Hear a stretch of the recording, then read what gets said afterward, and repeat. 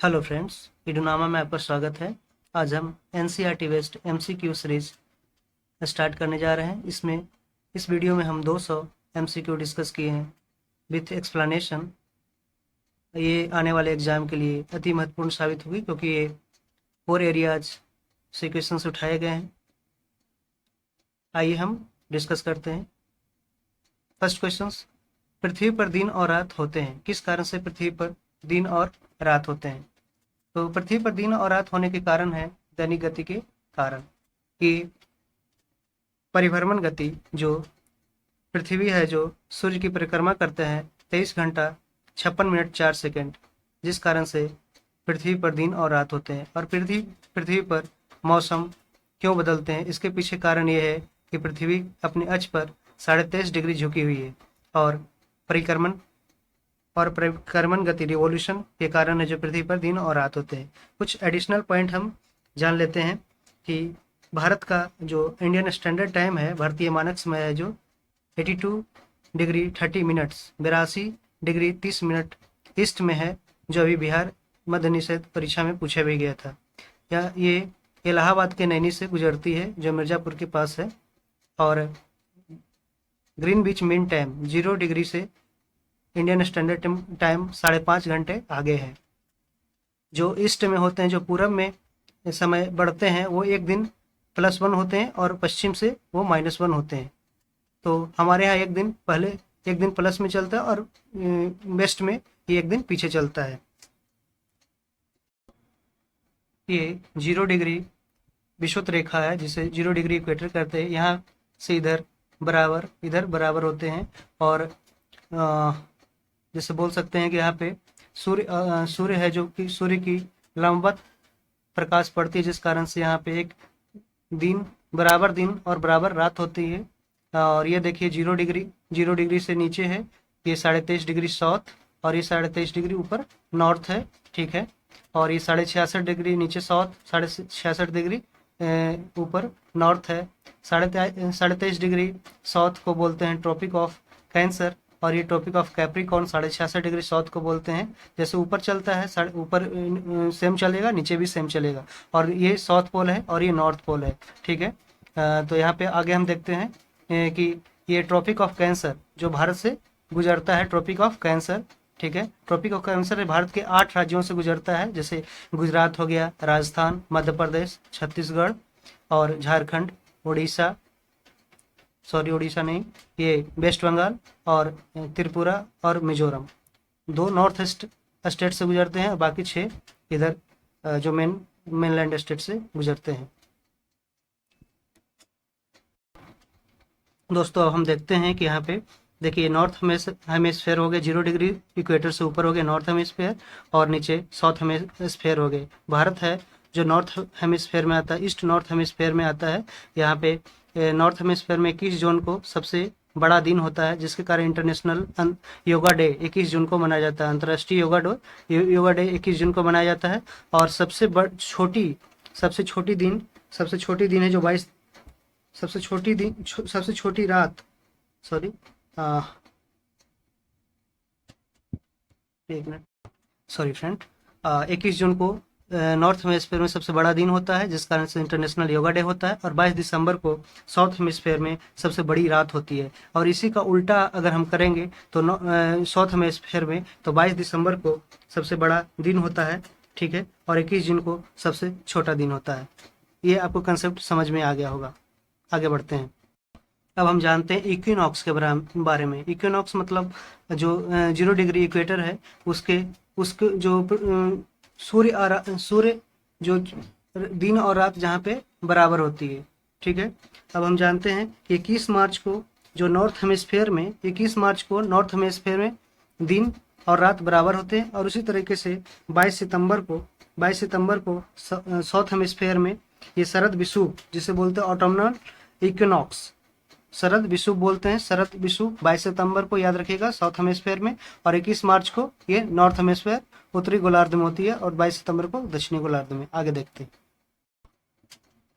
इस फिगर को size wise नहीं देखिएगा, बस एक समझाने के लिए लिया गया है कि सन बीच में है और इसका रोटेट करता है, चारों तरफ इसके घूमता है पृथ्वी, और पृथ्वी के चारों ओर घूमता है मून। तो पृथ्वी का एकमात्र सैटेलाइट हुआ चंद्रमा, और चंद्रमा है एकमात्र सैटेलाइट। और सन है जो सिर्फ सन एक स्टार है, जबकि अर्थ है एक स्फेरिकल सन एक स्टार है, जबकि अर्थ एक स्फेयर है। ठीक है। और देखते हैं, आप एग्जाम में बार बार कंफ्यूज होते होंगे कि सूर्य के नाभिकीय विखंडन में क्या होता है, संलयन होता है, फ्यूजन होता है या फिजन होता है, या संलयन होता है या विखंडन होता है। तो आज हम आपको क्लियर करने जा रहे हैं कि देखिए, आपको एक ट्रिक से याद करना है कि देखिए यहाँ पे फ्यू है, यू है, और यहाँ भी यू है। अगर यू हो रहा है तो यहाँ पे सन से हो रहा है, मतलब कि सूर्य में फ्यूजन हो रहा है। और यहाँ पे भी देखिए सन है, सन है तो संलयन हो रहा है, सन से संलयन हो रहा है, तो ये सूर्य में हो रहा है। और यहाँ पे हाइड्रोजन है जो हीलियम में टूटता है, जिस कारण से है जो हीलियम का एनर्जी बनता है और सूर्य में टेम्परेचर बढ़ता है। ठीक है। और इसी कारण से हाइड्रोजन बम भी बनाया जाता है। जो हाइड्रोजन बम है जो बहुत ही 100 गुना अधिक प्रभावशाली होते हैं एटम बम से, न्यूक्लियर बम से प्रभावशाली होते हैं। अब न्यूक्लियर बम जो कि न्यूक्लियर फ्यूजन से होता है, जबकि हाइड्रोजन बम एक फ्यूजन प्रोसेस से होता है। न्यूक्लियर फ्यूजन से होता है न्यूक्लियर बम, और फ्यूजन से होता है फ्यूजन से हाइड्रोजन बम, फ्यूजन से न्यूक्लियर बम। आप इसको याद रखिएगा। आइए दूसरा क्वेश्चन देखते हैं। सबसे बड़ा ग्रह कौन सा है? सबसे बड़ा ग्रह सोलर सिस्टम में बृहस्पति है। तो बृहस्पति के बारे में हम जानते हैं। ठीक है। जुपिटर एक सोलर सिस्टम का 5वां ग्रह है जो जोवियन प्लैनेट से आता है। अब हम जानते हैं कि जोवियन प्लैनेट और इंटरनल प्लैनेट क्या होता है। ठीक है। तो उसके बारे में हम लिखते हैं। फ्रेंड्स, हम इनर और टेरेस्ट्रियल प्लैनेट के बारे में जानते हैं। इनर प्लैनेट और टेरेस्ट्रियल प्लैनेट जो रॉक से बने होते हैं, रॉक सरफेस का बने होते हैं, जैसे कि मरकरी, वेनस, अर्थ, मार्स, ये सब चारों है जो इनर प्लैनेट में आते हैं। टेरेस्ट्रियल प्लैनेट जो धरातलीय बोलते हैं इसे, या आंतरिक बोल सकते हैं। जबकि आउटर प्लैनेट में जो और जोवियन प्लैनेट जिसे बोलते हैं, ये गैस का बना होता है, मेनली मुख्य रूप से गैस का बना होता है। जैसे जुपिटर, सैटर्न, यूरेनस, नेपच्यून जो कि मीथेन गैस से बना होता है, जो पूरी तरह से हरा होता है। और बाकी शहरों में भी गैस बना होता है। ठीक है। आगे देखते हैं दोस्तों। अब हम देखते हैं डिस्टेंस ऑर्डर में। हम देखते हैं कि दूरी जो सन से दूरी है किसकी सबसे ज़्यादा नज़दीक से बढ़ते क्रम में हम देखेंगे कि सबसे ज़्यादा फारदेस्ट है। तो मरकरी है, वेनस है, अर्थ है, मार्स है, जुपिटर है, सैटर्न है, यूरेनस, नेपच्यून। यहाँ पे बुध ग्रह, शुक्र ग्रह, पृथ्वी है, मंगल ग्रह, बृहस्पति है, शनि है, अरुण है और वरुण है। तो यहाँ पे और ये देखते हैं कि एस्टेरॉयड जो क्षुद्र ग्रह है जो कहाँ पाए जाते हैं, ये मार्स और जुपिटर के बीच पाए जाते हैं। मार्स और जुपिटर के बीच क्षुद्र ग्रह, ये गैसीय आकार की गोला पाई जाती है। ठीक है। इसे सब सैटेलाइट भी बोलते हैं, सब प्लैनेट बोलते हैं। ठीक है। और साइज के अकॉर्डिंग हम देखते हैं कि साइज के अकॉर्डिंग जो घटते क्रम में है वो सबसे बड़ा होता है जुपिटर, बृहस्पति, फिर शनि, फिर यूरेनस, अरुण, फिर वरुण, फिर अर्थ, फिर वेनस, फिर मार्स और फिर मरकरी सबसे छोटा होता है। लेकिन यहाँ पे वेनस है जो सबसे नियरेस्ट होता है। सबसे चमकीला ग्रह किसे बोलते हैं? वेनस को बोलते हैं। Morning star, evening star Venus को बोलते हैं। मार्स को लाल ग्रह बोलते हैं। अर्थ है जो अर्थ पृथ्वी, वेनस को बोलते हैं पृथ्वी की जुड़वा बहन। शुक्र को पृथ्वी की जुड़वा बहन भी बोलते हैं। और बोलते हैं जो शनि है सैटर्न, ये है जो सैटर्न है जो रिंग्स में होते हैं, रिंग्स फॉर्मेशन होता है, रिंग बल्ली आकार का बनता है, ये गैसीय आकार का गोला होता है। नेपच्यून, ठीक है, नेपच्यून का रंग हरा होता है क्योंकि ये इसमें मीथेन गैस पाया जाता है। ठीक है। जुपिटर सबसे बड़ा ग्रह होता है। और मरकरी सबसे छोटा ग्रह होता है। ठीक है। और जुपिटर का सबसे बड़ा जो सैटेलाइट होता है वो है गैनीमेड, और इसके टोटल सैटेलाइट है 92, जो कि सेकंड हाईएस्ट है। फर्स्ट सैटेलाइट जिसका 100+ क्रॉस कर गया सैटेलाइट 146, वो है सैटर्न शनि, जिसका हाल ही में मई में 146 सैटेलाइट दिखाया गया। जो पहला सैटेलाइट है जिसे किंग ऑफ सैटेलाइट भी बोला जाता है, सैटेलाइट उपग्रहों का राजा। पृथ्वी के पास सिर्फ एक ग्रह चंद्रमा है। ठीक है। और हम देखते हैं कि फिर जुपिटर पर जाइंट ग्रेट रेड स्पॉट, विशाल लाल धब्बा भी पाया जाता है। ये सबसे ओल्डेस्ट प्लैनेट है, सबसे सोलर सिस्टम का, सौर ग्रह का सबसे पुराना ग्रह कौन सा है? ये जुपिटर है, जो गैस के गोला के आकार का बना हुआ है। ये 318 अर्थ के जितना द्रव्यमान है उससे 318 गुना बड़ा होता है, जबकि होता है। और इसका आकार है जो एक चिपटा गोलाकार होता है। इसमें 90% हाइड्रोजन और हीलियम, 10% अपर एटमॉस्फेयर में आयतन के आकार अकॉर्डिंग पाए जाते हैं, जबकि मास द्रव्यमान के अकॉर्डिंग हम देखते हैं तो 76% हाइड्रोजन और 24% हीलियम पाया जाता है। ठीक है, इसका नामकरण जुपिटर कैसे पड़ा? ये जो मुख्य देवता है प्राचीन रोम धर्म में, उसके नाम पे इस ग्रह का नाम जुपिटर बना। ठीक है, ये 5वां प्लैनेट है जो सबसे बड़ा है। ठीक है, और ये चौथा सबसे चमकीला प्राकृतिक वस्तु को माना जाता है। जैसे सूर्य, चंद्रमा और शुक्र के बाद जुपिटर को चौथा सबसे चमकीला ग्रह माना जाता है। ये जोवियन प्लैनेट के अंदर आता है और इसे जर्मन थॉर से भी डिनोट करते हैं। ठीक है,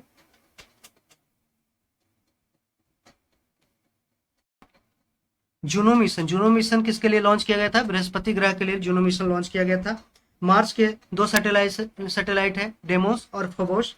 ठीक है, ये 5 नवंबर 2013 को Mars orbital mission, Mangalyaan mission है, जो छोड़ा गया था, जो 24 सितंबर 2014 को पहुंचा था। ठीक है, अपने ऑर्बिट में। ठीक है, ये भारत है जिसके साथ ही चौथा सबसे सक्सेसफुल कंट्री बन गया, रशिया, चाइना और यूएसए के बाद। ठीक है, मंगल पे सैटेलाइट भेजने में। ठीक है, अभी 24 सितंबर 2023 को 9 साल पूरा कर लेगी मंगलयान ग्रह। ठीक है, अब हम देखते हैं कि सैटर्न का टोटल 146 सैटेलाइट है। ठीक है, जिसका टाइटन है जो second largest overall solar system का प्लैनेट है, जबकि गैनीमेड सबसे बड़ा बृहस्पति का और सबसे पूरा ओवरऑल सोलर सिस्टम का सैटेलाइट है।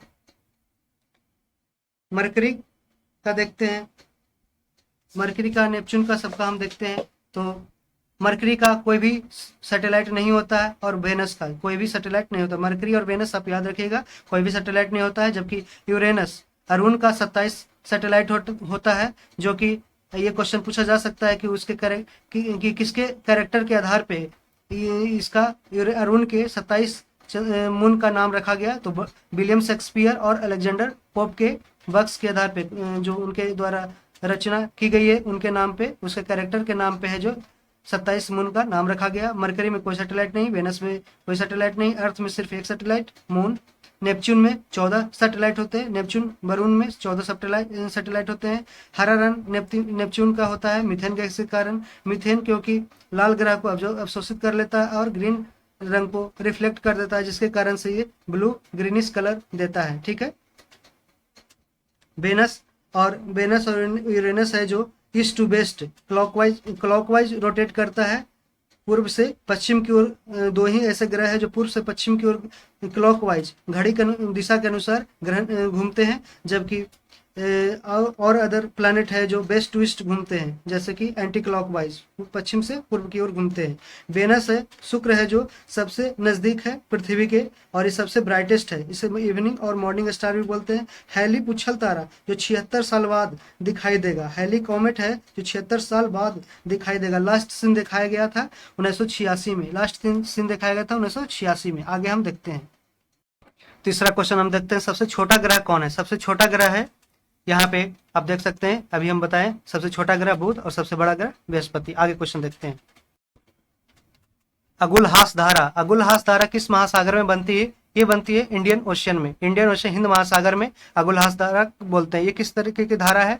ये एक गर्म जल धारा है, और इसे जैसे मोजाम्बिक भी गर्म जल धारा है, मोजाम्बिक। ठीक है, मोजाम्बिक गर्म जल धारा है। और हम देखते हैं गर्म धारा कौन कौन है। ये कुरोशियो है जो गर्म धारा है, कुरोशियो।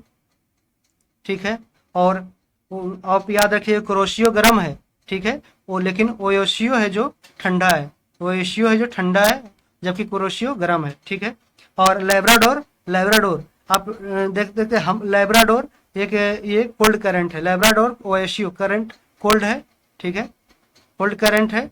और फिर देखिए कुरोशियो है जो जापान में बहती है, ठीक है, साउथ चाइना सी के आसपास, ठीक है। बेंगुएला, बेंगुएला आप देखिएगा ये कोल्ड है, बेंगुएला कोल्ड है, बेंगुएला ओएशियो और लेब्राडोर, बेंगुएला लेब्राडोर और ओयोशियो कोल्ड है, ठीक है, इसे याद रखिएगा, ठीक है। आगे हम देखते हैं, आप याद रखिए, आप याद रखिएगा 5 महासागर, प्रशांत महासागर, हिंद महासागर, आर्कटिक महासागर,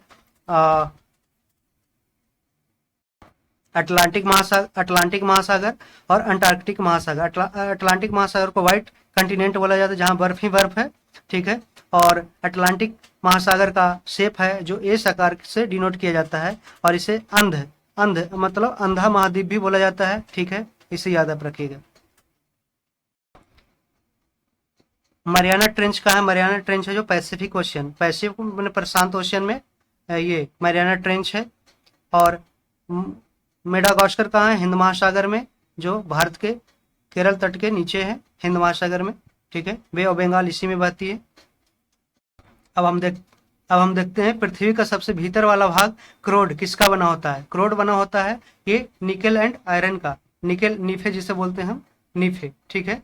और अब हम देखते हैं क्रस्ट, क्रस्ट है भूपर्पटी, भूपर्पटी किससे बना होता है? तो भूपर्पटी बना होता है बासल्ट से, जिसे बोलते हैं शियाल और शीमा, शियाल और शीमा, सिलिकॉन एंड मैग्नीशियम और सिलिकॉन एंड एल्युमिनियम से ये क्रस्ट का निर्माण होता है, जो भूपर्पटी होता है, जो सबसे ऊपर 33 किलोमीटर तक पाया जाता है, ठीक है। अब हम देखते हैं मेंटल, मेंटल को बोलते हैं हिंदी में आवरण या मध्य अवस्थिति का, ठीक है।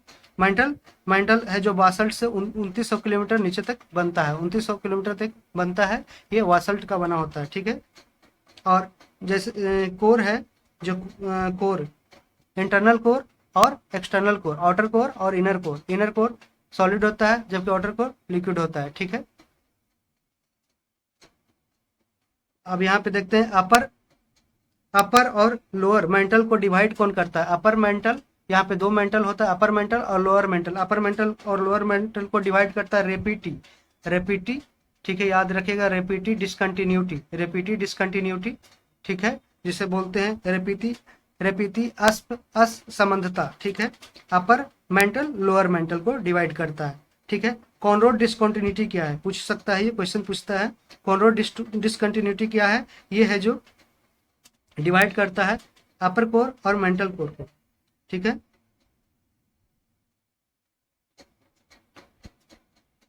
और देखते हैं अगला गुटेनबर्ग, गुटेनबर्ग क्या है? ये लोअर मेंटल और अपर कोर को, लोअर मेंटल ये जो लोअर मेंटल है और अपर कोर, ठीक है, अपर कोर और लोअर मेंटल को डिवाइड करता है गुटेनबर्ग बार बार पूछा जाता है, याद रखिएगा। लेहमैन क्या करता है? लेहमैन डिस्कंटिन्यूटी क्या करता है? लेहमैन करता है आउटर कोर और इंटरनल कोर, आउटर कोर और इंटरनल कोर को लेहमैन करता है आउटर कोर और इनर कोर को, ठीक है, ठीक है। जैसे जैसे याद रखिएगा, जैसे जैसे है कि हम लोग जाते हैं नीचे, पृथ्वी के नीचे जाते हैं 32 किलोमीटर, जैसे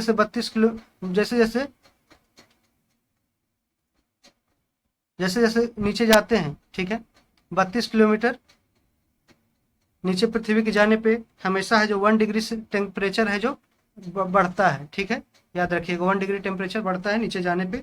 और लोएस्ट रीजन सबसे जो जहाँ पे सबसे ज़्यादा है जो टेम्परेचर बढ़ता है या फिर सबसे ज़्यादा नीचे जाता है वो 400 मीटर नीचे है जो धरातल से समुद्र सरफेस से जाता है, वो डेड सी में जो जॉर्डन में है, ठीक है, याद रखिएगा इसको।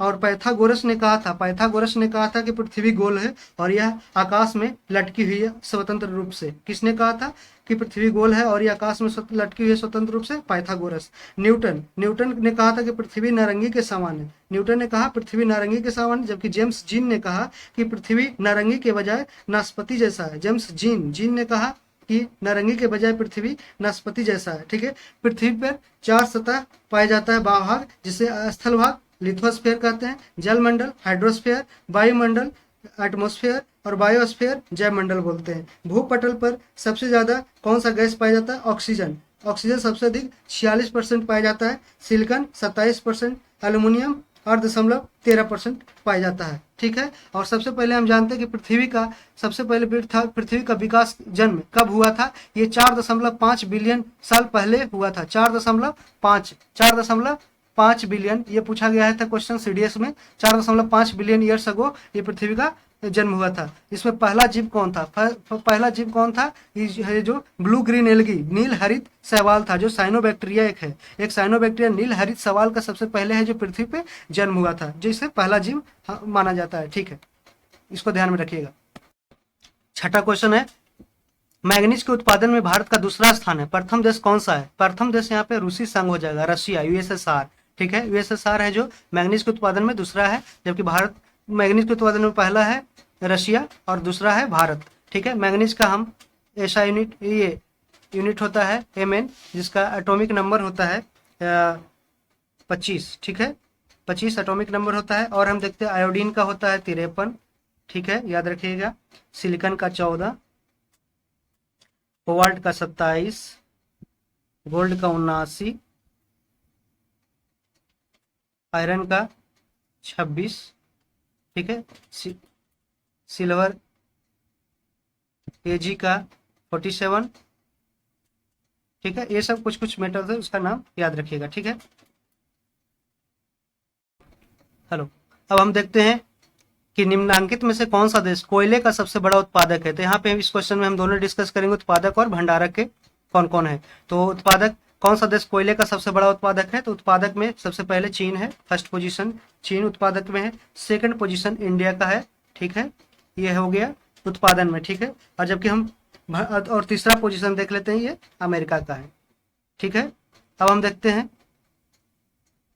भंडारण में। भंडारण में कौन है? सबसे पहले अमेरिका है भंडारण में। यहाँ पे हम उत्पादन की जगह अब भंडारण कर रहे हैं। ठीक है, अब भंडारण में देखते हैं, रिजर्व में सबसे पहले अमेरिका है। ठीक है, भारत का अमेरिका है, फिर दूसरा रशिया है, second Russia second, Russia second है। ठीक है, और थर्ड है सेकंड रशिया, थर्ड ऑस्ट्रेलिया है, थर्ड ऑस्ट्रेलिया भंडारण में। और चौथा स्थान है ये क्या बोलते हैं, आप इंडिया को 3 स्थान, टॉप 3 स्थान रखेंगे, और फिर भारत का याद रखिएगा, भारत का स्थान है इसमें भंडारण में 5वां। ठीक है, भारत का स्थान 5वां है। और इंडिया है जो एक सफिशिएंट अमाउंट में तो कोयला का उत्पादन करता है, लेकिन अभी भी पूरी तरह से कह सकते हैं आत्मनिर्भर कोयला के क्षेत्र में नहीं हुआ है। ये क्वेश्चन पूछा भी गया है कि क्या भारत है जो आत्मनिर्भर है कोयला के क्षेत्र में, तो नहीं है। अभी कोयला का उत्पादन भी करता है और कंज्यूम भी सबसे ज़्यादा करता है, और 50% से ऊपर, लगभग 50% से ऊपर है जो इसका इलेक्ट्रिसिटी का डिमांड है, जो अपने कोयला से ही उत्पादन करता है। और न्यूक्लियर रिएक्टर से, न्यूक्लियर नवकीय ऊर्जा से मात्र इसका 3% सहयोग उत्पन्न होता है। और जबकि देखते हैं कि ये सबसे ज़्यादा है जो इंडोनेशिया, साउथ अफ्रीका और ऑस्ट्रेलिया से है, जो लार्जेस्ट इंपोर्ट करता है कोयला का सबसे ज़्यादा निर्यात 3 मुख्य देशों से करता है, इंडोनेशिया, साउथ अफ्रीका और ऑस्ट्रेलिया से। आगे क्वेश्चन हम देखते हैं। आगे ये भी आप लोग याद रखिएगा इस क्वेश्चन में कि भारत का कोल कैपिटल किसे कहा जाता है? धनबाद, झारखंड में धनबाद है, जिसे कोल कैपिटल या ब्लैक डायमंड सिटी कहा जाता है। ब्लैक डायमंड सिटी या कोल कैपिटल बोला जाता है, क्योंकि यहाँ पे हीरो की, ये कोयला की खान बहुत ज़्यादा है। तो उत्पादन और रिजर्व में दोनों में झारखंड है जो सबसे पहले स्थान रखता है, और दूसरा ओडिशा है, और तीसरा छत्तीसगढ़ है। तीसरा छत्तीसगढ़, पहला झारखंड, ओडिशा एंड तीसरा छत्तीसगढ़ है। ठीक है, इसको याद रखिएगा। इनमें किसको जापान का मैनचेस्टर कहा जाता है? जापान का मैनचेस्टर ओसाका को कहा जाता है, ओसाका। ठीक है, टोक्यो जापान की राजधानी है। नागासाकी और हिरोशिमा पे 6 अगस्त और 9 अगस्त 1945 को अमेरिका द्वारा बम गिराया गया था, न्यूक्लियर बम। ठीक है, और हम देखते हैं कि भारत का मैनचेस्टर किसे कहा जाता है? इसे अहमदाबाद को भारत का मैनचेस्टर कहा जाता है। चीन का मैनचेस्टर शंघाई का कहलाता है। ठीक है, इस क्वेश्चन में देखेंगे, भारत के स्वतंत्रता संघर्ष के दौरान डेक्कन एजुकेशनल सोसाइटी नामक संस्था की स्थापना किसने की थी? डेक्कन एजुकेशनल सोसाइटी की स्थापना किया था बाल गंगाधर तिलक से रिलेटेड है। ठीक है, बाल गंगाधर तिलक ये गीता रहस्य मांडले जल में लिखे, और इसने मराठा और केसरी 2 न्यूज़पेपर भी स्टार्ट किए। मराठा इंग्लिश में और केसरी मराठी में। ठीक है, आप उल्टा कर दीजिए, मराठा को इंग्लिश बोलिएगा और इंग्लिश केसरी को मराठा बोल दीजिएगा। ठीक है, तो याद रह जाएगा। और इसने और बोलते हैं कि डब्ल्यू.सी. बनर्जी है, ये डब्ल्यू.सी. बनर्जी जो first INC Indian national Congress का फर्स्ट प्रेसिडेंट हुए थे, जो 28 दिसंबर 1885 को 28 दिसंबर 1885 को बॉम्बे में पहला सेशन हुआ था आईएनसी का, उसका अध्यक्ष रहे थे। जवाहरलाल नेहरू, इन्होंने लिखा है who lives if India dies, book लिखा है। ठीक है, रविन्द्रनाथ टैगोर के बारे में जानते हैं कि शांति निकेतन से ये संबंधित थे। ठीक है, आगे बढ़ते हैं।